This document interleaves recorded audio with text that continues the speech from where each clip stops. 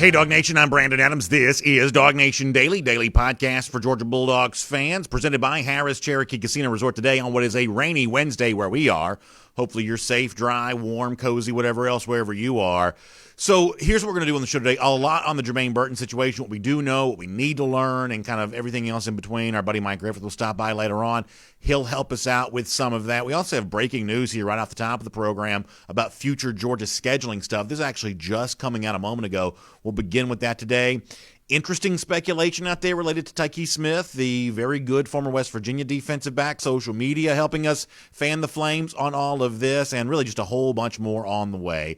It is DawgNation Daily, the daily podcast for Georgia Bulldogs fans, presented by Harrah's Cherokee Casino Resort, and it begins right now. Today's episode of DawgNation Daily is brought to you by Harrah's Cherokee Resort. Find us online at Caesars.com/Harrah's-Cherokee. Presented by DawgNation.com. This is DawgNation Daily, the daily podcast for Georgia Bulldogs fans.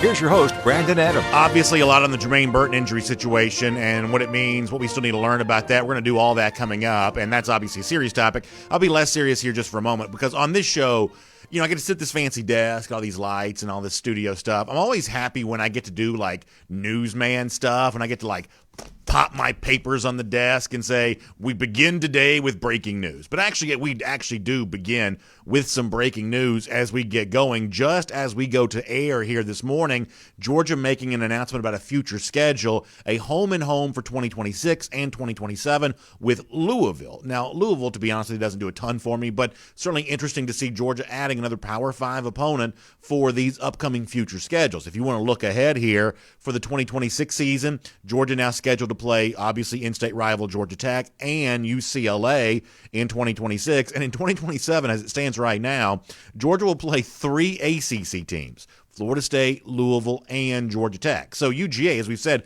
many times before, has kind of led in and ushered in an era in which seemingly programs will be playing multiple Power 5 non-conference opponents in each and every season. Georgia does not seem to be slowing down on that. Now, 3 Power 5 opponents on the schedule for 2026 to 2027. And by the way, these are some of the easier non-conference schedules that Georgia has in the future. A lot of these include the Oklahomas, the Ohio States, the Texases, and plenty of Clemson, some of the biggest programs in football. So the non-conference schedules for Georgia in the future are very, very interesting. And now you add Louisville to that. We don't know how good Louisville's going to be in any of these future years. We don't know how good Georgia's going to be.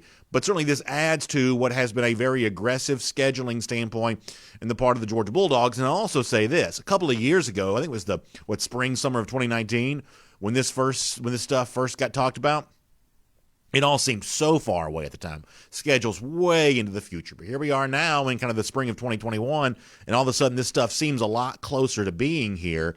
And, you know, Georgia playing Clemson this year. You got Oregon next year, which I don't know that folks have fully appreciated as of yet. And you're kind of in the midst of that scheduling stuff. After that, big-time non-conference opponents coming each and every year. So add Louisville to that list, a home and home here in 2026 and 2027. So that just happening a moment ago. Most of you don't listen or watch the show live, so you'll probably already know that by the time you hear this. But for the folks who have tuned in live, and for me, myself, just getting going here in the morning, that just coming to our attention. Now, I want to talk about the Jermaine Burton situation for a moment. And if you'll let me do this, let me be kind of a geek here just for a moment, because I do have kind of a geeky side. The truth is, I don't have a ton of formal education. I'm not a trained writer. You know, I've told you before, I have a college degree, but not from UGA. Even back in the 90s, I didn't have a chance of kind of getting into the University of Georgia. That just was not going to be something I was going to be able to do.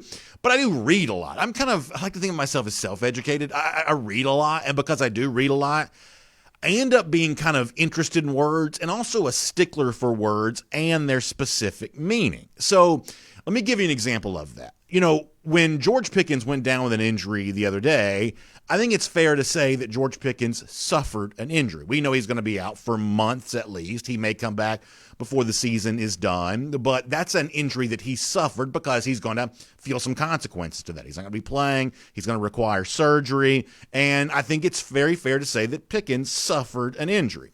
However, in the case of Jermaine Burton, and this is where like my geeky side shows up, but I do think this is for a purpose here. When Jermaine Burton deals with an injury, I think it's more fair to say instead of suffering an injury, because we don't yet know what the prognosis is for Burton. I think it's more fair to say that Jermaine Burton sustained an injury. Now, I know some of you are saying, well, what does it really matter between the difference between suffer and sustain? It matters a lot come September because we know George Pickens is not likely to be playing that early in the season, but there is still a chance that Jermaine Burton will be, because for now all we know is that an injury has taken place during practice. Many of you have read this now on DawgNation.com, and now we're just sort of left to find out how serious it ends up being. And obviously there's a lot of hope among Georgia fans that maybe it ends up not being all that serious at all. Now, part of the way in which we kind of get some of this hopeful stuff on this is related to something that Mike Griffith has written at DawgNation.com, updating the story just this morning here. Latest from Jermaine Burton is this. Now, I'm not going to ding Mike for using the word suffered in his story here, but I kind of gave you my take on that a moment ago. He says Georgia receiver Jermaine Burton suffered a hyperextended knee in Tuesday's practice, but sources close to the situation say the injury is not expected to require surgery. Burton, who has undergone an MRI, is expected to be held out of contact drills the remainder of the spring. So the big takeaway there is that it's not expected to require surgery, which obviously suggests, according to the reporting there from Mike Griffith of DawgNation, that Burton might be back sooner rather than later, and that's all really good news. I was on the phone last night with some smart people, and they were kind of explaining to me that, and not a specific diagnosis of Burton's situation, but, kind of from the idea of, hey, sometimes when you see a guy kind of go down in a pile after an injury, obviously it always looks terrible, but sometimes some of these things have a way of not end up being quite as bad as they might look. That when you hear about, and I think DawgNation had some reporting on this last night too, that, Burton had to be carted off the practice field and things like that. If you're there and you see that face to face, you just have a tendency to think the worst because it looks awful. A hyperextension, you just based on the description of that, the knee bending one way, body bending another, that clearly looks terrible. But sometimes smart people have told me that things end up not being quite as bad as they look. And based on the report there from Mike Griffith and just some of the chatter that exists around this, you obviously are left hopeful that maybe this isn't quite as bad as it could have initially seemed. Or just, this is the time of year where I'm running around doing 1,000 things. Coaching my son in baseball last night. You see all these text messages and tweets and everything like that of, Jermaine Burton injury. It's like the last thing you want to hear. Georgia fans are so tired of having to do the next man up. Hey, football is a tough sport. Bad things happen. Georgia fans are just fatigued from all of that. And the last thing any of us wanted to be doing today is talking about how does Georgia move on without Jermaine Burton for the upcoming season. And it sounds like there's some chatter out there, including what I just read from you from Mike Griffith, that would suggest that maybe the situation's not quite that dire, that maybe Burton could be back sooner rather than later, even if he's out for the rest of spring. And obviously we'll kind of keep a good thought that all that is indeed the case. And in fact, to kind of further this discussion for a moment, I want to go back to last Thursday's show here on DawgNation Daily, presented by Harrah's Cherokee Casino Resort, when at the time we were trying to figure out how does Georgia replace George Pickens. One way or another, we know Pickens is going to be gone for a while, superhuman recovery or not. He's at least expected to miss some time this upcoming season, if not the majority of the upcoming year. There's, precedent for coming back sooner than that, but let's just kind of work on the law of averages here for a moment, that Georgia is going to be playing some this season without George Pickens. And in the midst of all of that, Jermaine Burton is clearly one of the guys that kind of has a bigger spotlight on him because of the George Pickens injury. And it's one of the reasons why Dawg fans were holding their breath so much last night when news of another receiver injury, Jermaine Burton this time, kind of showing up here a little bit. In fact, let me kind of sum all this up in the best way I can with what Terrence Edwards said. Terrence is obviously the only receiver in Georgia history to have 1,000 yards. He's, kind of joked on last week's show that, he had talked to some of the guys on that Georgia team, Pickens, Burton included, saying, hey, I'm ready for somebody to join me in this club here as a 1,000-yard receiver there at Georgia. And the sort of the subject of who replaces George Pickens, listen, Burton is one of the names that Terrence Edwards has prominent at the top of his list in terms of being able to do that. This is what Terrence Edwards said about that last week. Jermaine and the rest of the crew has to step up. You don't have to be George Pickens. You just got to be the best version of yourself. And when opportunity presents itself for you, you have to take advantage of them. Yes, George Pickens, I think, as I've been saying for 3 years now, 2 years, that he's a number one guy. I think Jermaine Burton's the number one guy. But now, Kearis Jackson. I think D-Rob has to step up. I think Aaron Smith has to step up. Justin Robinson is going to get his shot. Now, this is why you recruit these top guys, because once a guy goes down, another one has to step up. That's just the nature of football, the next man up, and you have to take that slack up. I think Terrence Edwards is exactly right there. It reminds me of something else we talked about a couple of days ago on this show. Do you remember the piece from Tom Fornelli, CBSSports.com, looking at, what George Pickens' injury means? And I'm not sure where Fornelli got these stats, but they were very interesting about, the average depth of route run by Georgia receivers a year ago. Clearly, Pickens was number one on that list, but Jermaine Burton was number two. Average yards per target, both at the beginning of the season and at the end of the season, two different quarterbacks. But when Pickens was playing, he was clearly the most efficient Georgia receiver with the average yards per target. But when it comes to getting the most out of the balls thrown to him, Jermaine Burton was number two on that list. As Terrence Edwards said, that much the same way we know that George Pickens is a number one receiver for Georgia, Terrence says when I look at Jermaine Burton, I also see a number one go-to level receiver there as well. We also know this, and y'all have heard me say this so many times that I'm sure many of you are tired of hearing me say it, the obvious connection between explosive, high-powered offenses and top success at the national championship level. I mentioned Fornelli from CBS Sports. The other stat that he gave us in the story that he wrote the other day in the aftermath of George Pickens' injury was that since 2017, there have been 13 receivers taken in the first round of the NFL draft, and 7 of those 13 have played in a college football playoff game at some point in time in their college career. What that stat suggests you is there's obviously a pretty strong connection between high-level, first-round draft pick-style receiver play and big-time college football team success. The quarterback position remains the most important single position in all of team sports, but in college football right now, the wide receiver play, the group of guys that make up that wide receiver room, frankly, it's not falling that far behind in this discussion of what really matters when it comes to success. So receiver play is going to be key for Georgia this upcoming season. We know that at least for a while, Georgia won't have George Pickens, and they may not have him for the full season. We are holding our breath if the news is better for Jermaine Burton. There's reason to believe that it might be. Burton overcoming this injury, getting back on the field, giving Georgia a chance to have, as Terrence Edwards described him, a number one style receiver, go-to type receiver, potential 1,000-yard guy that Terrence has also suggested. Hoping for good news on this, maybe getting some of that good news, that is clearly going to be key for the Dogs in the weeks and months to come. My name is Brandon Adams, and this is DawgNation Daily, the daily podcast for Georgia Bulldogs fans, presented today by Harris Cherokee Casino Resort. Good to have you with us no matter how you get to us today. All kinds of video platforms, Facebook, YouTube, Twitter, Twitch, Radio Noon, of course, with our friends in Athens on Athens Sports Radio 960 The Ref, and as a podcast wherever you get them.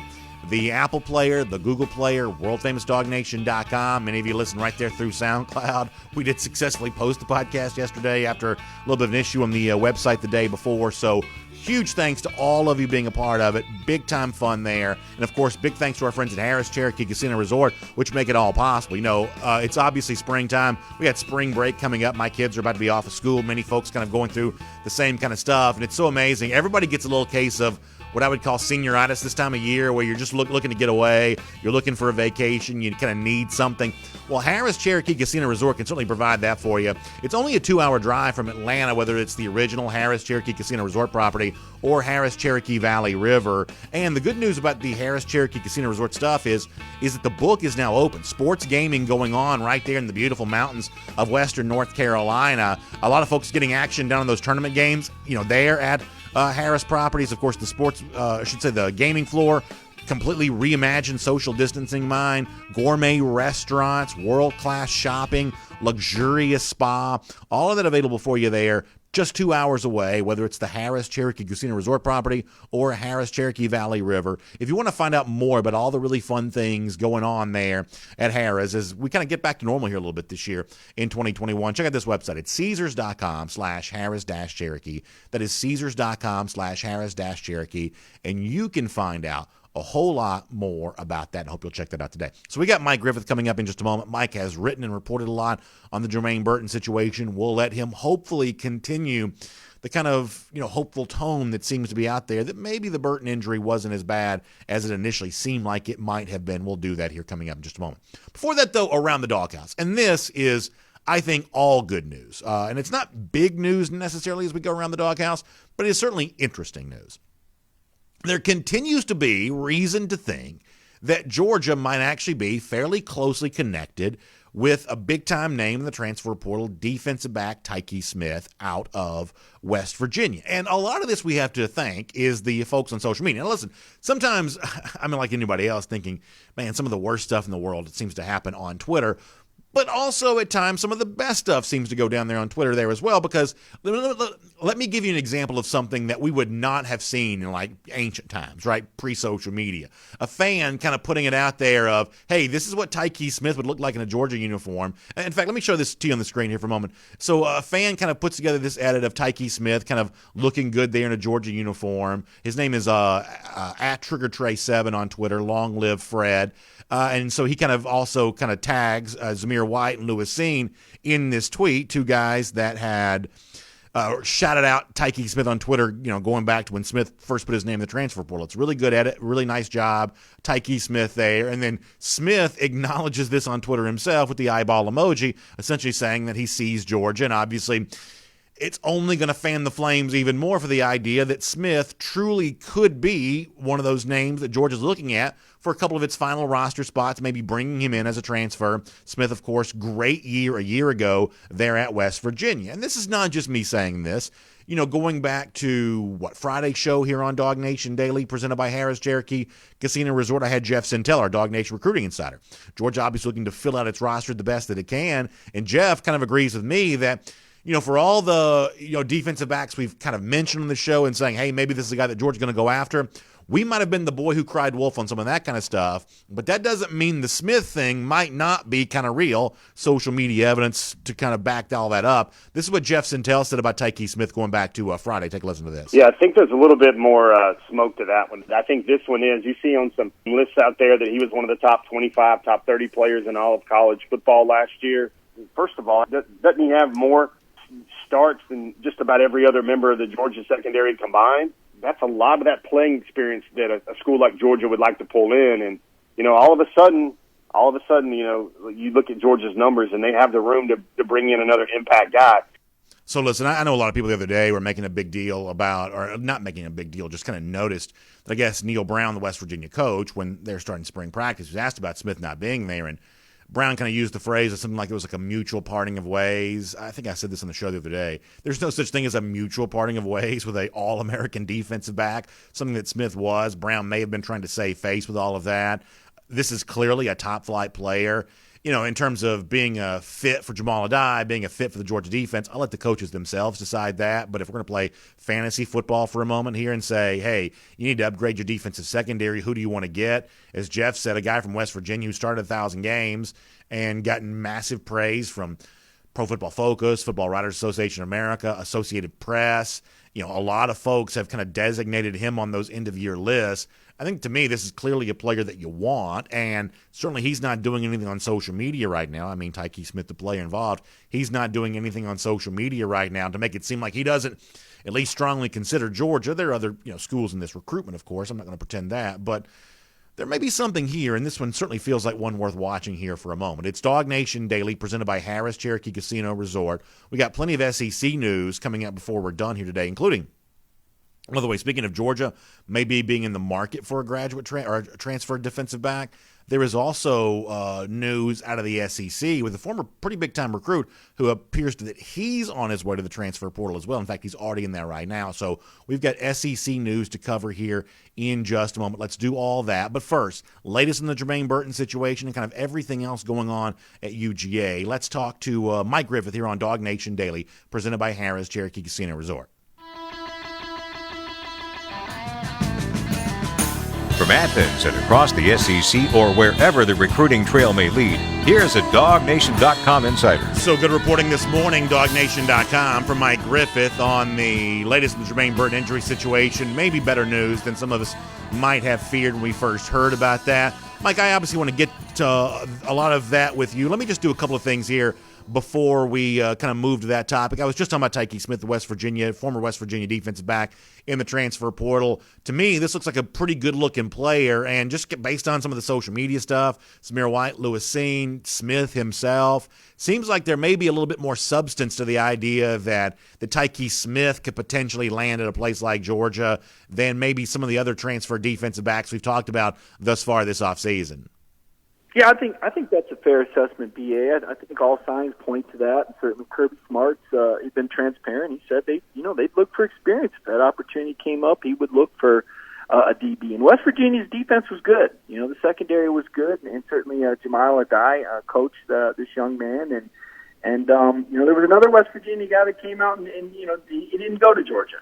So you get an idea here that Georgia kind of has their arms wrapped around the situation. They know what they want. They know what they like. There's still a lot of competition within the Georgia defensive backfield. Keely Ringo playing his way back into shape after the torn labrum. Maybe not quite 100% yet, but getting there, certainly fast enough. Jalen Kimber, a guy, he's a guy that's kind of rattled the tree and see what falls from there. I mean, that was a talented guy.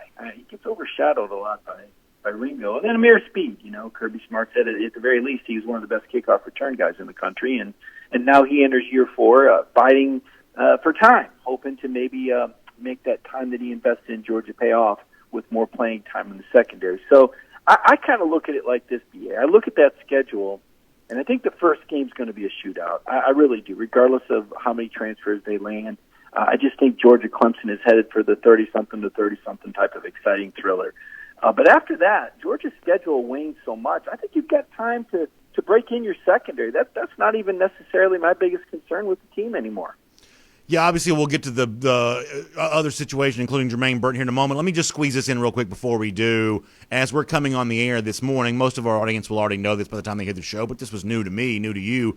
Just a couple of minutes ago, Georgia announcing a home in 26-27 with Louisville. Frankly, in comparison to some of the other Power 5 non-conference opponents Georgia's recently signed for games with, this one probably not quite as exciting for me, but the news, at least on my end on this, is Georgia continuing that notion of playing multiple Power 5 non-conference opponents in seasons. In 26, Georgia will play UCLA, Louisville, and Georgia Tech. In 27, Georgia will play 3 different ACC schools, I guess going for an ACC title on top of an SEC championship there as well.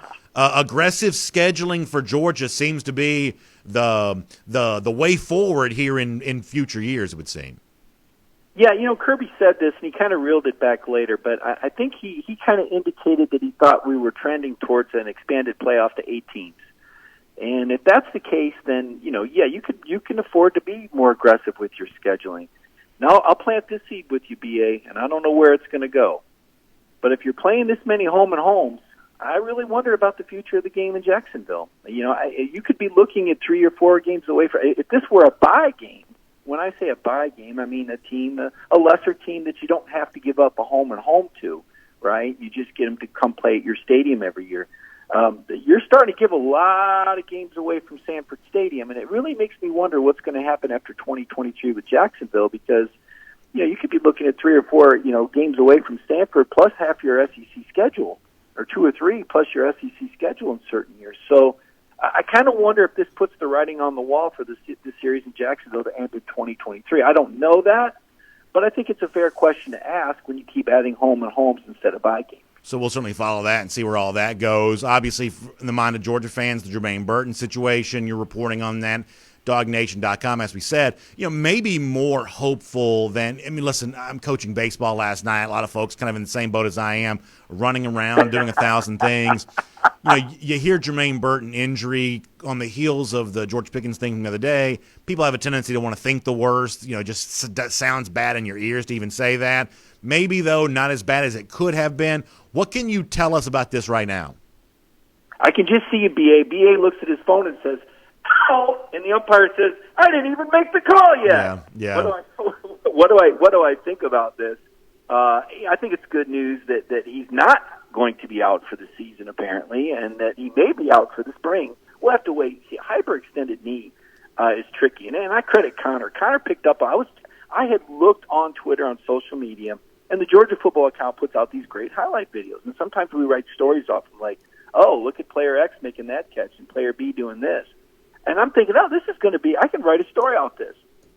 Connor noticed they pulled that video. It's like, you can't see this guy if he got hurt later. Is that like bad luck or something?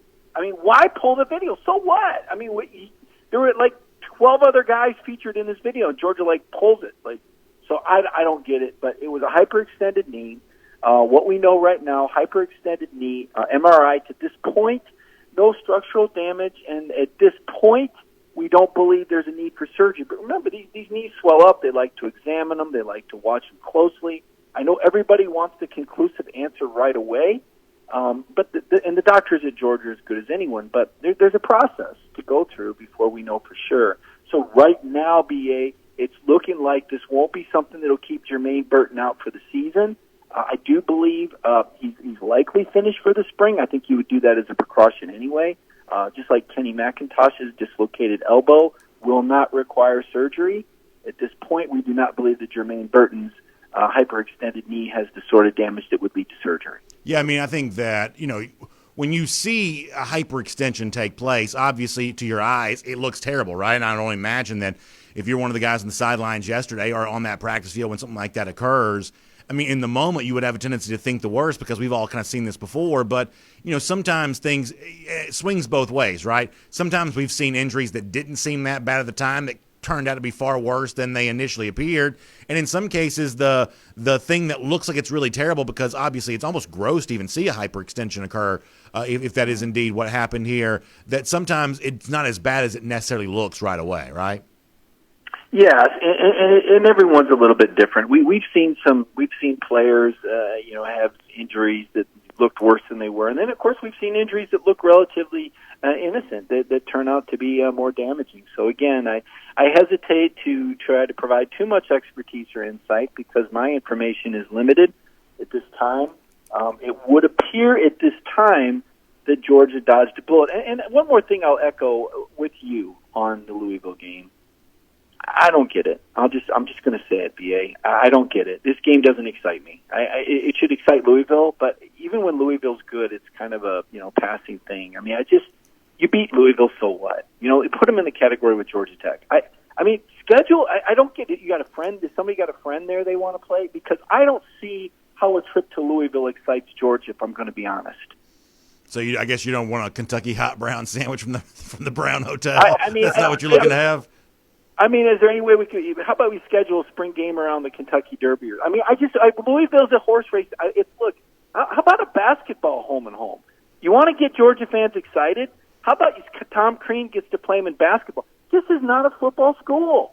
I'm going to put thumbs down on. I've got to be honest. This is thumbs down. This is not exciting. It's a bad bowl opponent. When you have a bad season, you play Louisville in a bowl game. This team's good once every 10 years. You beat them, and so what? Well, Georgia beat Louisville today. Who cares? I mean, give me somebody I get excited. How about Oregon? Josh Brooks, do you know anybody up there? How about Well, in Oregon? fairness, they are playing Oregon next year. Michigan, home and home. You haven't been to UGA? I've been to UGA. I've been up there. Michigan State played home and home. Let me tell you, that is a great location for a game. That is an unbelievable environment. How about Michigan? How about Ohio State? I can give you 6 or 7. Well, they're also, but hold on, but they're playing Ohio State. They're going to be playing them in a couple of years. I forget which year, but they're going to be. My point is, Louisville's not in the same conversation. How about Texas? Well, they're playing Texas too. I mean, Oklahoma. They're playing Oklahoma. Oklahoma coming up. But does Louisville follow? You see what I'm saying? Louisville is not in the same conversation with those teams that I just mentioned. Yeah, no, I said that as well. I mean, this is not as exciting for me as the non-conference series that you just mentioned that Georgia's all playing, but it is more exciting than like McNeese State or Murray State or whatever directional school. So I mean, there are obviously more high-profile non-conference series that Georgia's playing, and obviously those are bigger headlines. When you say we're going to go play Oklahoma and Norman, that's a bigger deal than playing Louisville at Papa John Stadium. But it's still better than playing, College of Charleston or whoever else. But is it? But is it because you're giving? This is a home and home. Again, I'm going to say this again. These games at Sanford Stadium, I don't understand. There's a blind spot here for Georgia. I believe this, and I'm an outsider, but I'm going to say it. Sanford Stadium is one of the best environments. It's one of the top 5. It's one of the most incredible places. If you were at the Notre Dame game, you understand it. One of the most incredible places to watch a football game is Athens, Georgia. One of the top 5 in the country. For you to give up a home game to go somewhere, it better be worth it, man. It better be worth it. And Louisville ain't worth it. I'm going to tell you, it ain't worth it. But now, some of these other venues you mentioned, UCLA, Oregon, we're not even playing at Oregon, but Texas, it ain't worth it to go to Louisville to give up a game. It ain't worth it to go Georgia Tech, in my opinion. Georgia gives up more home games for garbage than any other major program in the country. Mike, but they're getting – you're not giving it up. You're getting one back. And I'm sorry, in 2021 or whatever, 2026, if you want to look ahead, there is just no appetite for big SEC school against – directional school. Fans just don't want that kind of stuff anymore. They have those games this year, and they're complaining about them by and large. I love Sanford Stadium. Hold on. Let me finish my point. I'll let you say whatever you want. I love Sanford Stadium as a venue. I love being between the hedges. I always have. But this is not the way things used to be. Fans are just not quite as tolerant of non-competitive football as they once were. So playing any school out of the ACC is better than playing directional school. Fans are just tired of those kinds of games. I understand it, and that's why it's crazy that they give up the Florida game every other year, because that's always a great football game, and it belongs in Athens. That's one point I'd make. It's also crazy to play Georgia Tech in Atlanta every other year when they're a garbage program that you get no credit for beating. So to your point, I agree. You need to have more competitive games in Athens than you have right now. If you're an Athens season ticket holder, you got to be kidding me. You played 3 home games last year because the Gator Bowl president wanted to travel during the pandemic and play Florida and Jacksonville. This is crazy how many games they give away. Crazy. I agree that you don't just want the bye games, but say this for the bye games. It does make money for the school when they have a home game and they get that gate. And they pack them in. I agree with you. I prefer the home and homes too. I think it's a lot more fun. I'm just looking at Louisville and I'm just like... Let me see if I can bring this back to Jermaine Burton here for a moment, because, we played some audio of Terrence Edwards before you joined us, and one of the things that Edwards said about Burton last week, prior to the injury that he's sustained right now, is that he views Burton as a potential number one receiver to kind of go along with what obviously we'd all say that George Pickens probably is. And I think that's probably true. If we assume full health for Burton, and if we assume, Pickens off the field right now because of an injury, if you said to me, who could most closely replicate what Pickens did a year ago, despite the experience of Kearis Jackson, the speed of Arian Smith, even the injured players like Dominic Blaylock, Marcus Rosemy-Jackson eventually returning from those injuries, to me, for now, based on the full package for all these guys, if Burton's healthy, I would say that he is the most likely to replicate or come the closest to replicating what you think that George Pickens might have been able to provide for you. So to me, it's another reason why an eventual healthy return for Burton by the time you're playing games again, why that's so important. I agree. I think Burton is a talent. He's an explosive receiver. He's not the same kind of receiver as George. I don't know who is, let's be honest. Pickens is one of a kind and was going to have a 100-catch year. But I'll say this. I'd look for Justin Robinson at that position, too. I'm not counting him out. I think Burton's a guy, as Kirby said, that he wants to be able to play multiple positions for good reason. So I think it's important. I don't think Burton's going to come anywhere near the numbers that Pickens would have put up. And I know we go back and forth on Cover 4, and we will again this week. Everybody knows we're going to do that Thursday night show, and BA is going to get us all fired up at each other. We'll argue about this, too. I think you're going to get at least 100 targets that are going to be spread out that Pickens would have gotten. But I don't think Burton's an 80-catch guy. I think he's more like a 50 to 60-catch guy. I think you're going to see more now of the Justin Robinson kid. I think he's impressive at 6'4", 220. He's that big target you like at the X. Not sure how Arian Smith's doing right now. Haven't heard a whole lot about him, BA. He's fast. But remember, this air raid, there's a lot to learn, and they've got to be on the same page with JT Daniels. Kearis Jackson is a guy is going to be in JT's pocket. So a lot of this is yet to be determined, and it's not just going to be determined on talent. It's going to be determined on the football aptitude of these players and their ability to be on the same page with JT and learn this very complex but very successful offense. So I'm going to say 50 catches is probably my number for Burton right now. I do think he'll be the number one receiver, but I don't think he'll have the same kind of year that George would have had. All right, Mike, good reporting on the Burton situation. Appreciate you giving some hope to Georgia fans there this morning at DawgNation.com. Look forward to reading everything else you have coming out on this in the days ahead. And we, of course, appreciate you being here on DawgNation Daily, presented by Harris Cherokee Casino Resort. And we will look forward to speaking to you again soon there as well. Thanks, B.A. Let's take a look around the rest of the league. This is SEC Through.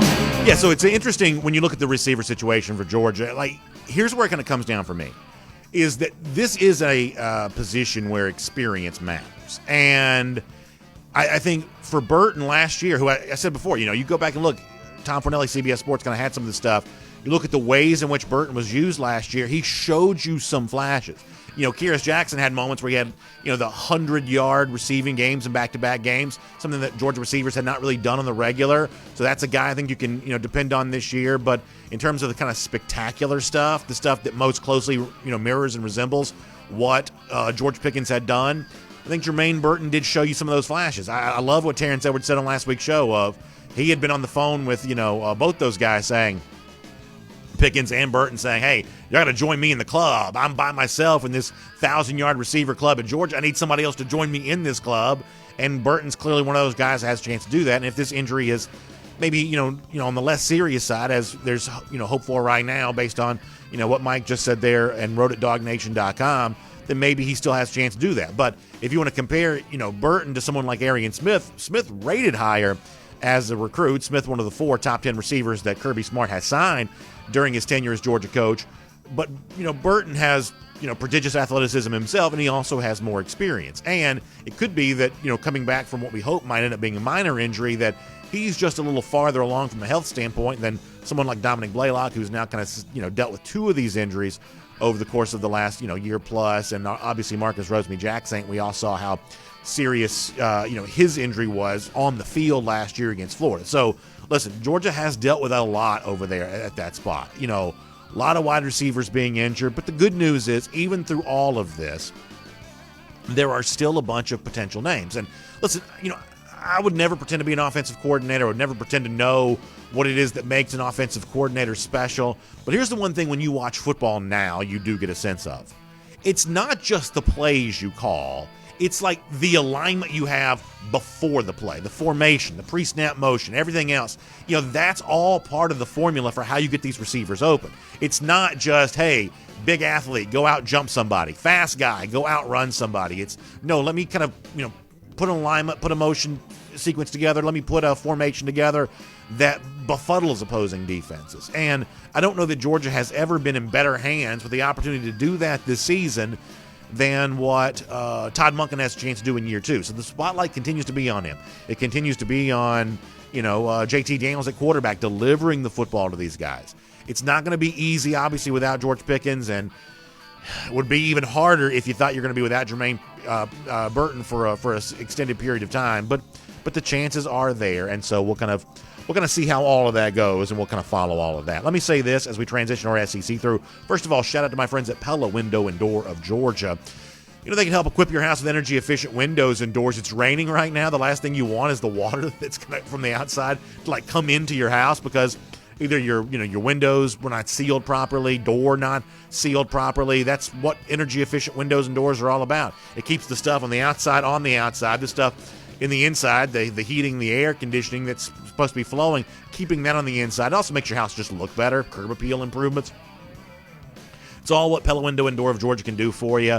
Very easy to get in touch with, 678-638-1496. That's the number, 678-638-1496, or website, pellaofga.com/DawgNation, pellaofga.com/DawgNation. Tell them DawgNation sent you. Between now and April 1st, so just a couple of days left, take advantage of this. 10% off an entire project, or no payments, no interest for 12 months. All right, as the SEC through rolls on here, let me also remind you of this afternoon, 3 p.m., on the SEC Country video channels, SEC Country on Facebook, SEC Country Live on YouTube.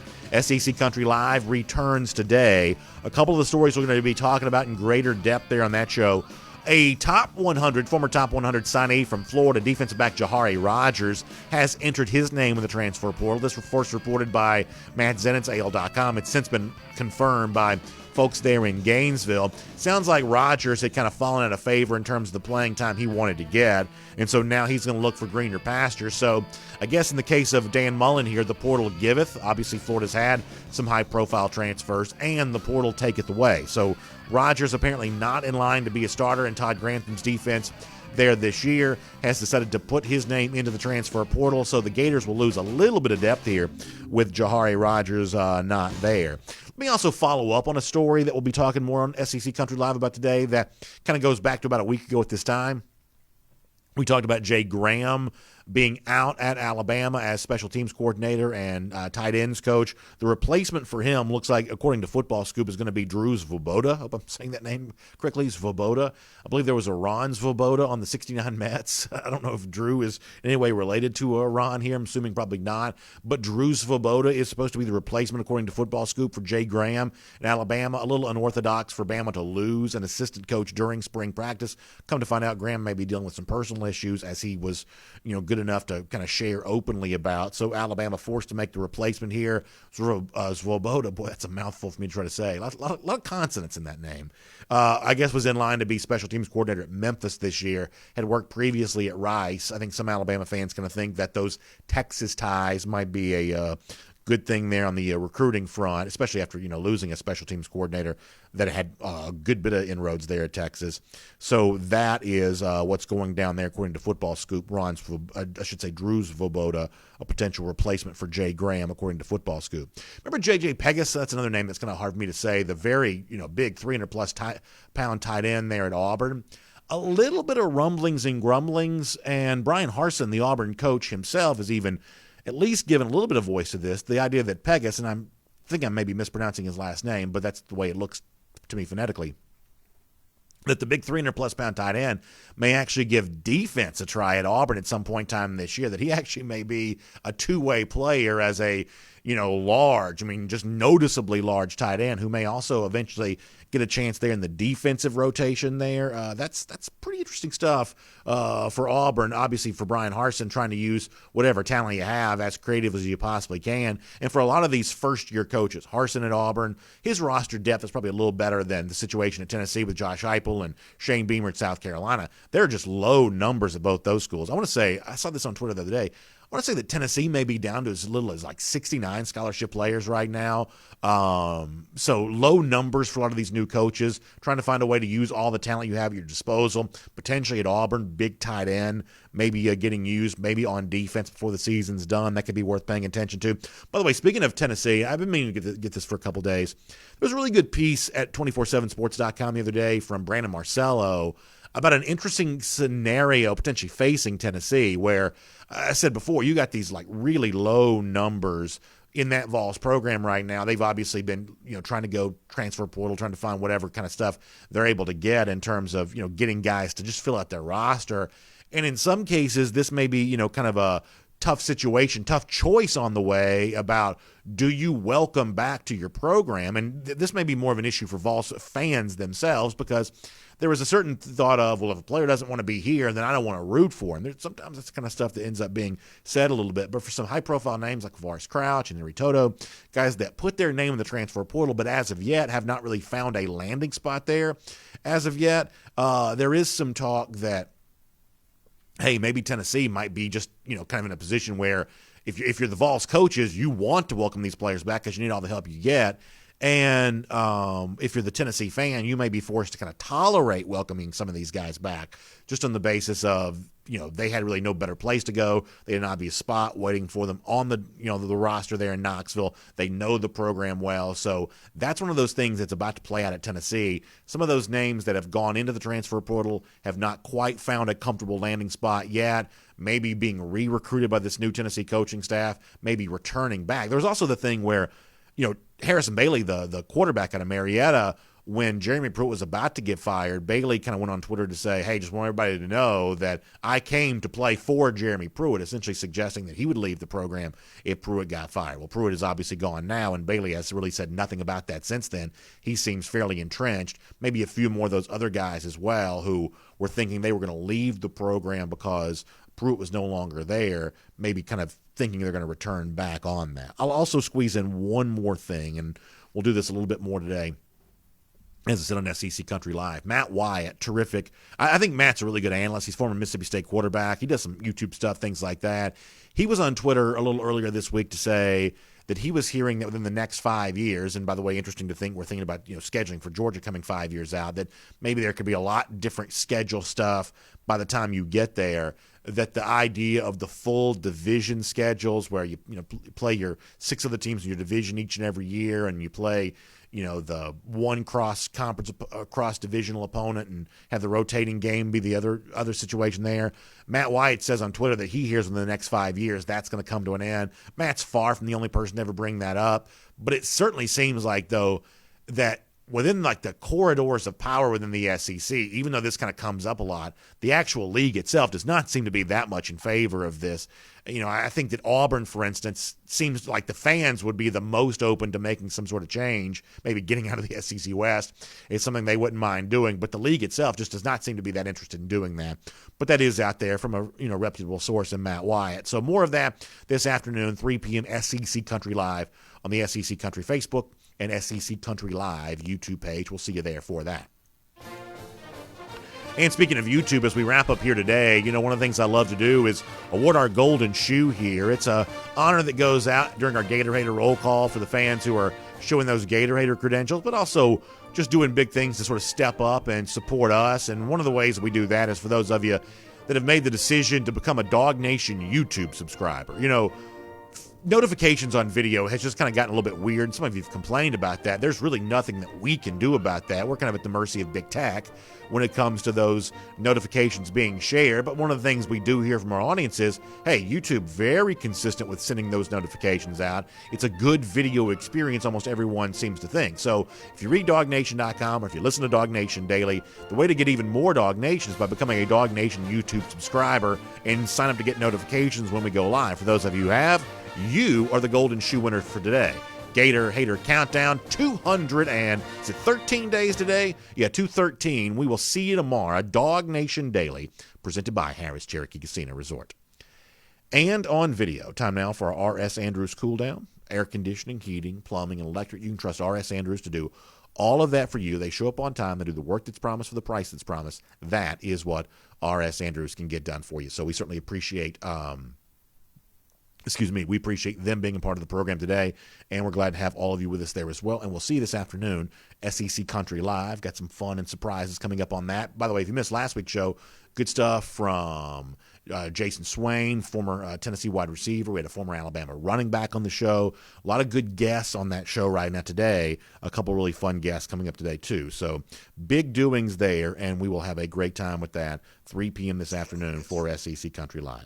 All right, let me pop over here. Let's get DawgNation going. We'll do Facebook first, and then actually let me go to YouTube first. I think it was on Facebook first yesterday. So let me go YouTube first, and we'll get your comments, and we'll have a good time here today.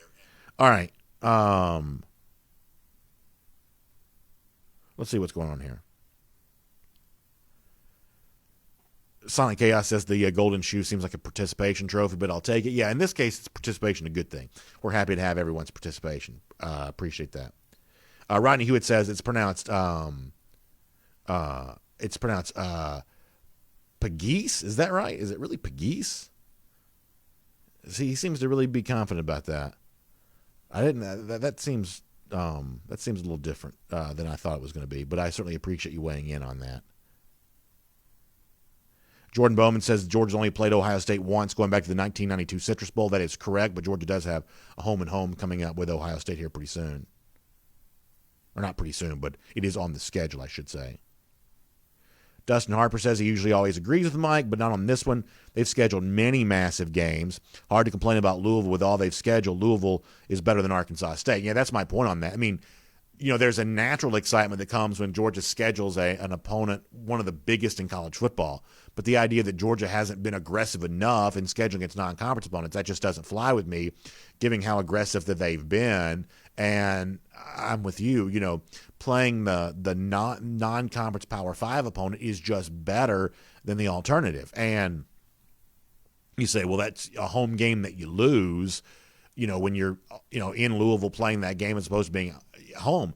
Listen, I have great respect for the Georgia fans, many of which say, hey, the games I attend are the home games, and I want to see the best home games that I can get. But I also know this when I look around. the appetite for Georgia, as the commenter said with Arkansas State, those kinds of games, that appetite is just non-existent now. That's what the home schedule looks like for this year, and fans, for the most part, are unhappy about it. Now, you love being between the hedges, and you're hopeful to be able to tailgate this year and all that kind of stuff, but the appetite for the like the group of 5 FCS level team, just thankful to be inside, Sanford Stadium between the hedges, that's just not there. Now, it's not as bad at Georgia as it is other places, but it's just, it is a rock going off a cliff or a canoe going over the side of a waterfall. People are just getting tired of those games. Conor Riley steps in. Interesting sort of thought here. Yeah, there's the desire to schedule the bigger brands, bigger power teams in those non-conference home and homes. In 2030, Georgia's home non-conference schedule, Georgia Tech, we'll get that out of the way first.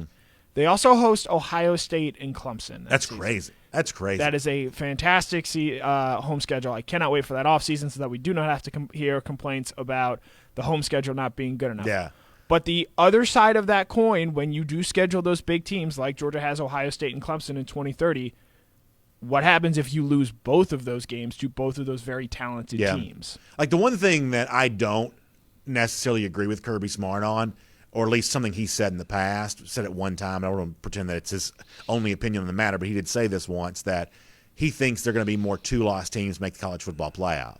If the committee continues to operate the way they are now, that's not true. Mm-hmm. The only thing the committee cares about is a small number in the loss column for a big brand team. That's all they care about. A Power 5 team with 0 losses is getting in the college football playoff, unless it's like TCU or Baylor, somebody like that they want to, kind of disregard. But if it's a big brand, big state U, Power 5 type team, they have 0 losses.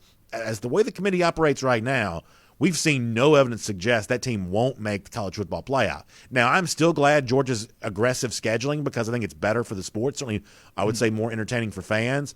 But as a recipe for making the college football playoff, I'm not quite so sure I agree with that police work. Right, and it should be noted here that starting in 2026, Georgia is going to expand to 3 non-conference games a season. That is also the first year after the college football current contract expires. So if you believe there will be an expansion in 2026, like some people seem to believe, and they go to 8 teams, you can see why adding games at that point is something Georgia is operating on. Yeah, and like I mentioned the Matt White thing a moment ago. Matt's a respected voice. This is a guy that, he's the analyst for Mississippi State games. A lot of folks know who he is, saying that he hears the next 5 years the SEC could be making a scheduling change. I don't know if that's true or not. As I said before, I don't know. I've never really heard like the most powerful people within the leagues, the elite, if you will. I've never really heard anybody in that group kind of argue in favor of this. But the point is, whether it be new playoff contract, SEC scheduling model coming to some sort of alteration, or just the nature of all this, we could see radical change in college football in the next half decade. Yep. And one last little point on Louisville there. Louisville does have a more recent New Year's Six Bowl win than both Auburn and Tennessee. I would just like to put that out there into the world. That's interesting. 2012, they actually beat a Florida team, an SEC team that went, I believe, 12-1 that season, with the lone loss coming to Georgia in the cocktail party. So, well, Louisville, yes, it's not the big name. Louisville's also played Alabama. Alabama's played like Duke in a Chick-fil-A game as well. So, it's not just Georgia that is doing this. That's exactly right. A couple other comments here for a moment. Jalen Jackson says, if Justin Fields goes at 3, who would you want the Falcons to take at 4? I'd say Pitts or Jamar Chase. Chase is certainly an interesting name there. I guess I'd be happy with Kyle Pitts. He's clearly a great player and, potentially one of the most dynamic weapons in football. And I think I've said before that he's good enough that I could sort of more easily forgive his ex-Gator status. But I don't know. Just selfishly, I'd rather it be someone like Chase than Pitts. And if it's not Fields, and that's who I want the Falcons to take. And, just given how broken that organization is, I'd even be more willing to tolerate a trade up for Fields.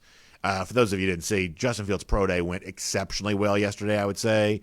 Really validating so much of, I think what a lot of us think that Fields can be as a pro. And this is still an inexact science. And I won't pretend to, know for sure who's going to pan out and who's not going to pan out. But I've said before, the 3 quarterbacks that I'd feel good about taking, obviously Lawrence, Zach Wilson, the BYU player, just because I liked what I saw from him, and his pro day was very impressive too. And then Fields, someone like Trey Lance, I'm just not into. Someone like Mac Jones, I'm just not that into. Suspicious of Jones a little bit, I guess. Obviously, Trask I've got no use for. But the three quarterbacks that I really like were Fields and Lawrence and Wilson. And what I've always said about Justin Fields, and I think I even talked about this with Terrence Edwards in the show a couple of weeks ago, in addition to being what I believe is a really impressive prospect, he's also just good business in Atlanta. Went to Harrison High School. Fans clearly know who he is. Atlanta, in addition to being like a big Georgia town or big SEC town, it's just a big college football town. Atlanta does well when it comes to college football ratings. So you've got a lot of people who've been watching Fields in these Ohio State games the last couple of years, obviously known from his time at Georgia. Fields would sell tickets for Atlanta. They need all the help they can get in that regard. They're not doing that. They need all the help that they can get when it comes to selling tickets. I think Fields will be able to do that. So for me, Fields in Atlanta is just the perfect storm. If he goes at 3, most people tell you it's not super wise to trade up, although going from 4 to 3 may be a smaller, requirement than some of the other big trades that happen. But yeah, playmaker like a Chase, even a Pitts, even though that doesn't excite me that much, just because he's an ex-Florida guy, not because he's not very, very good. That may be what you have to do. Rodney Hewitt also apologizing for being negative about the Jermaine Burton situation. Listen, here's the one thing I was not going to do today. I was not going to come on the show today and give you a whole bunch of next man up, that's okay, Georgia's still loaded at receiver talk. Even though, had Georgia had a Burton, like a true season-ending Burton injury to go along with what we perceive could possibly be a season-ending injury for George Pickens, the truth is Georgia does have the potential to weather that storm, but I gathered that fans were not quite in the mood for a lot of, rah-rah, happy, joy, everything is still fine. There just comes a point when you, sort of deal with enough injuries that it does call your depth into question. That's just a fact. And while Georgia, I do truly believe, could eventually weather a Burton injury, the day after something like that happened, had it been confirmed to be as bad as some people probably thought in the initial moment, this was not going to be a happy show today. We'd try to find some positivity, but I'm not going to. Listen, I hope to be doing a Georgia show for the rest of my life. I'm not going to bounce around and do, show in this town for a couple of years and then go, sell the same shtick to somebody else in a couple of years after that. I'm going to be in Georgia doing a Georgia show, hopefully for the rest of my life. So as a way of increasing my chances of doing that, I'm going to try to be as candid and honest with you as I possibly can. And obviously, on a day after what might, to go back to what Rodney was saying a moment ago, negativity related to the Burton injury, on a day after something like that, it would have been bad. It would have stunk. And maybe we end up finding out that it's still kind of bad, right? But as of now, it seems like it's better than it could have been, and that's certainly worth keeping in mind. So I understand where the initial negativity would have come from on that. Jordan Bowman, a Clemson fan, says, imagine thinking Ed Orgeron's an elite coach. Jordan, I think he's a better coach than you do, and I will say that. I think he's a better coach than you seem to think he is.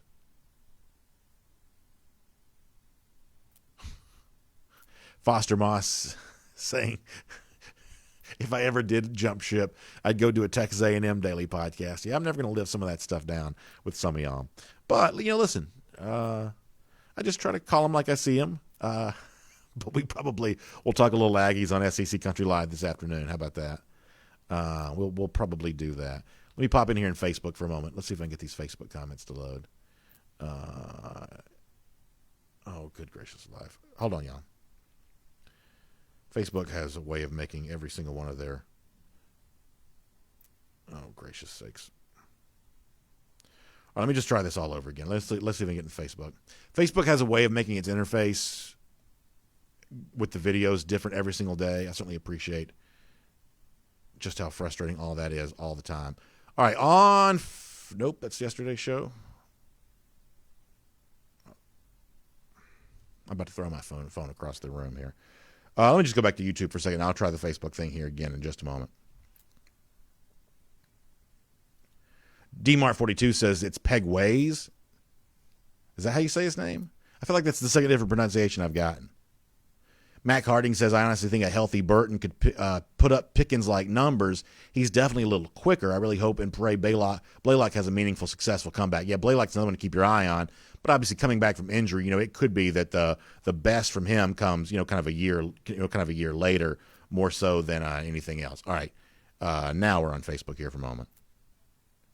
Chase Barbie says March has been like March Madness for UGA. This is a really good point from Chase. You've had good news, you've had bad news, you've had everything else in between, and that is certainly true. You've had all kinds of great recruiting news, and some of the on-field stuff in terms of entries has been hard to deal with.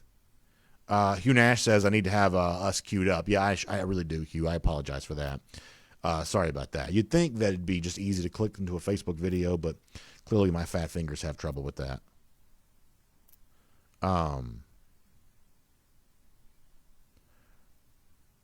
Let's see what else is going on here. Luke Bird said, can you imagine BA going to Florida doing a Gator Hater countdown? Yeah, but the thing about it is, like in that North Florida area, Jacksonville, places like that, I mean, that's still pretty heavy Bulldog country now. There's obviously a lot of Florida fans there, as you would imagine, but, man, there's a ton of Georgia fans who live in that Jacksonville area. So, I mean, a lot of the people who seem to like the Gator Hater stuff the most sometimes are Georgians who live in Florida, or I should say Georgia fans who live in Florida. Brian Whitehead asked what is probably the most important question of all maybe right now. He says, are the knee injuries lately a result of poor strength and conditioning or just poor luck? I still am firmly of the belief that they are just bad luck. And I have been really consistent about this over the years. Speaking of SEC Country Live, you can go back and find shows years ago where I kind of mocked Auburn media when they were grilling Gus Malzahn on a cluster of injuries grouped together. Alabama, the Alabama fans, all over social media, message boards, everything else, when they had a cluster of injuries within their linebacking room. What is going on? Strength and conditioning is to blame here. People have a tendency to group non-related things together. People have a tendency to kind of look for linkages when sometimes that just does not exist. Fooled by randomness is a thing. People have a tendency to look at random series of events and create some story to go around them. Some people do this intentionally to mislead people, and other people just kind of accidentally do this because they don't know any better. That when you have multiple injuries to Georgia wide receivers, there's a human temptation to say, this must all be related because these things all look somewhat similar.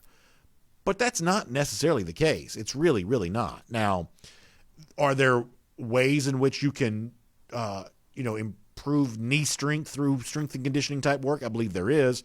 I have no reason to think that Georgia isn't probably doing some of those kinds of things. A lot of times you see this at the high school level. There's some research out there that girls are more susceptible to knee injuries at the high school level. I have no idea if that's true or not, but some of that stuff has been out there before, and so there's work that's sometimes done around that. So some of that stuff probably extends to the the college level with football players there as well. But I mean, you look at the expertise that exists around the Georgia coaching staff, the Ron Corson, the athletic training staff. There's not anything to be known about this kind of stuff they don't know, and I'm not saying that to carry their water. I don't work for Georgia.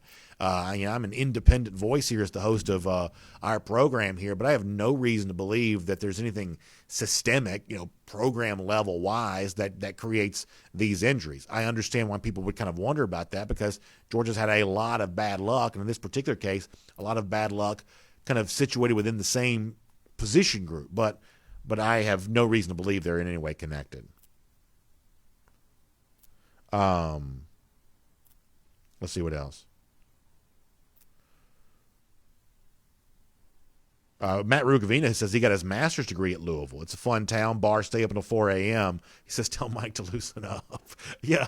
I mean, honestly, that is the one thing I would definitely agree is I have not been to Louisville, but it does have a great reputation. It's kind of a nightlife town, much the same way that Georgia fans love taking over Nashville every other year. I would say Louisville as a pretty fun nightlife town in its own right, a little bit different than Nashville, but still, plenty hot all the way around, bourbon tours, things like that in that Kentucky area. My guess is even if the game itself is not splendid, Georgia fans will be all over traveling to Louisville for sure. David Valentine says, plenty of Georgia fans live here in the swamp. We stick together to roast some lizards. I love that, David. Thanks for sharing that. Appreciate that. Lucy Bowers-Boykin says that Tennille Calvino believes they all need yoga, and I agree. Yeah, maybe so. I mean, I'm sure they're doing a lot of stretching exercise, things like that, but I guess yoga is probably about good for just about anything you want it to be. Let's see what else. Randy Hall says, do I want to go cover Auburn bass fishing? Yeah, maybe so. Honestly, I mean, like that seems like a pretty good deal, right? It's like these – can you imagine like bass fishing team, things like that? That seems like a pretty good life all the way around. It's kind of like I'm always envious of the guys, gals who cover the PGA Tour. It's like you're always going to a good weather city. You're essentially just sort of chasing the sun all year long. And, the one thing I've always thought was really underrated about golf coverages compared to, like, say, college football. Not that I love night games, but, in college football, you can be working until 1, 2 o'clock in the morning. Just it's very easy to do that on these late games that don't get over until midnight. You're easily working past, 1 a.m., if not 2 a.m. Golf, that's not a thing. When the sun goes down in golf, you go home. I've always felt like that was like the most underrated aspect of whether it's getting your kids involved in junior golf or like working at golf at the professional level. That's a daytime sport, man. When it's dark, everybody's at home. I feel like that is an underrated thing about the golf world. It's one of the reasons why I think so many people kind of gravitate towards that. All right, 1 or 2 more we're going to go. Randy Hall says, if I throw my phone, we'll have a golden phone award. Yeah, it'll be a little bit like Wilson throwing the shoe for Florida. Some of these days it gets a little frustrating. All right, a couple more here. Let's see what else is out here on the Facebook comment section. I'm going to try to stay over here a little longer since I shortchanged y'all a little earlier. Jermaine King says, do I think Atlanta should trade down and just stock up on draft picks? So here's the reason why I don't think that, Jermaine. Or at least, I'm typically always in favor of trading down in a draft because that's what I'm a big believer that when it comes to individual player evaluations, me, Falcons GM, Bill Belichick, whoever you want to mention, when it comes to an individual player evaluation, whether you're an expert or not, you're just as likely to be right as wrong. So the way that you create a great roster in the NFL is getting as many draft picks as possible. That way you have more chances to have good players because the batting average for anyone is going to be, no one's going to have a perfect batting average when it comes to this kind of stuff. So typically I'm always in favor of trading down. But whether Atlanta needs a new quarterback right now or needs a new quarterback in the very near future, it is obvious they are about to be in the market for a quarterback. Matt Ryan, I think, still plays the game at a pretty high level right now, although last year I think it was clearly a step down for him in what he had been. Atlanta is on the doorstep of needing a new quarterback. And surely you hope not to be drafting the top 4 again anytime soon. So when you know you're close to needing a quarterback, even if you don't exactly need one right now, but when you know you're close to needing one, and you have a top 4 draft pick, if you don't take that pick on the quarterback, to me, you're just sort of delaying the inevitable. It's kind of like the person who knows he's got some home improvement project that has to be done, some sort of plumbing issue or something like that has to be done. This is kind of like hanging over your head. It's sort of easy to talk yourself out of doing what needs to be done, getting some sort of medical issue seen about. People know they need to do it, but they don't want to do it. It just seems hard. Drafting a quarterback seems really hard for a lot of these, professional, franchises because the GM, if you pick the wrong quarterback, it sets your organization back a number of years. But you can't delay what needs to be done. Atlanta needs its replacement for Matt Ryan. If you're drafting in the top 4 again anytime soon, then clearly something's gone really wrong. So identify that quarterback, draft him right now. Now, if it's Trey Lance, somebody like that, I have a hard time getting excited about that. But if you have a chance to get into like the Justin Fields sweepstakes or something along those lines, and you choose not to do it because you want to build around an aging Matt Ryan, an aging Julio Jones that's frankly, a contract that pays him more than his current value, boy, that just seems to be rearranging deck chairs in the Titanic or whatever analogy you want to use there at that point in time. But I appreciate the question. Isaac Cruz, putting kind of a positive spin on the current narrative around UGA, says, I'm just glad there's no quarterback drama going on right now, which is probably a welcome change from where we were a year ago, Isaac. That's probably true. Philip Jordan Wells asking, does Georgia have a bass fishing team? I believe they do. I think they do. I think it's only a club sport, but I believe they do. Did we hear something about that related? Wasn't Jake Fromm on the bass fishing team? I think I'm either making that up completely or I think I heard that. Matt Talley mentioned the idea of taking Penei Sewell with the number 4 overall pick. That's obviously a guy that's also there. But, Atlanta, though, I don't know. Atlanta's invested a lot in its offensive line as of late. You got Lindstrom at guard, McGarry at tackle. Surely you're not going to give up on him right away. And, Jake Matthews is not one of the best, left tackles in the game, but he's fine. Randy Hall looking forward to some good news concerning Tyke Smith. Yeah, hopefully so. Dante Edie says the college football playoff needs to expand to a January Power 8. Yeah, I mean, I'd actually like the idea of an 18 playoff. I think that would be a step forward for the sport. Eric Dvornstein, the idea of Stetson Bennett as backup quarterback. I think that Bennett's presence early in the season as a potential backup may matter, because if something were to happen, minor ding, JT Daniels loses his helmet, you got to have somebody in the game for a brief period of time. And I'm joking about the helmet thing, but I'm just saying something that would only take him off the field for a brief period of time. Having someone like Bennett as your backup, someone who's played before, could be a real valuable luxury for UGA. What you would certainly hope, though, as the season progresses, guys like Carson Beck or Brock Vandegrift, guys who you think could be the future for the program, that one of those guys would wrestle away that backup job as a way of maybe being in line to be the starter in 2022, or at least compete with someone like Gunnar Stockton for that job in 2022. You'd love to see eventually a Beck or a Vandegrift really emerge, but Stetson Bennett as your number 2 quarterback to begin the year might not be such a bad thing. All right, back over here to YouTube for one more, and we'll get ready to go. Anybody else over here want to say anything? P. Rich says, wouldn't mind the Falcons moving back and getting Kyle Pitts. And, yeah, I mean, if you can get him any later in the top 5, then you've probably got a great, great value all the way around there for sure. SEC Dog says Jamar Chase made A.J. Terrell look like a kindergartner when LSU played Clemson. Look at the highlights. Yeah, I mean, I think that Chase is probably the best receiver in this draft, better than Devontae Smith. Physical attributes, everything else. So if you want to say that Pitts is the best overall playmaker, some people have certainly made that case. I believe that Jamar Chase is probably the second best playmaker in this draft. I really do. A testament to what he was able to accomplish in that LSU offense a couple of years ago, but physical gifts all the way around. What's interesting about this is when we talk about, receivers who went on to have great careers, Jamar Chase was not a former 5-star. Chase was, I want to say, like he was a top 100 recruit, but like in the 80s or something like that. There are a lot of receivers in recent years at the major programs who have better recruiting credentials than Jamar Chase had. But Chase was really a good player from the word go, and really an all-time great single-season performer based on what he did there in 2019. But not a 5-star. I mean, there are LSU receivers that have better recruiting credentials than what Chase had. But Chase was really, really good. So we'll leave it there for today. By the way, make sure you check out the AJC, Atlanta News Now, AJC.com. Our buddy Chip had some good stuff on Jermaine Burton yesterday. A lot going on related to all of this here today. So you can check out Atlanta News Now, AJC.com. Get your update on all of that. Of course, Braves opening day is tomorrow. So that's a pretty big deal. You can find out about the Braves in Philadelphia. It goes Philly to Washington, midweek stuff, and then back home for Philadelphia, I think, for the opening homestand. Also, update on how the coronavirus stuff is going here in Georgia. The coronavirus restrictions, we may see an ease on some of that kind of stuff here coming up at a certain point in time.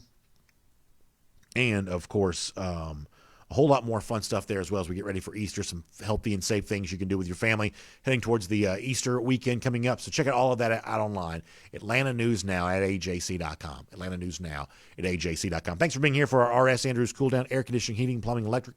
You can trust R.S. Andrews to do all that for you. Find them online, rsandrews.com. They'll show up on time. They'll do the work that's promised for the price that's promised. That is R.S. Andrews. The R.S. stands for Rapid Service. See you tomorrow for DawgNation Daily, presented by Harris Cherokee Casino Resort. Hope you all have a great day, everybody. For more DawgNation videos, check out youtube.com/DawgNation.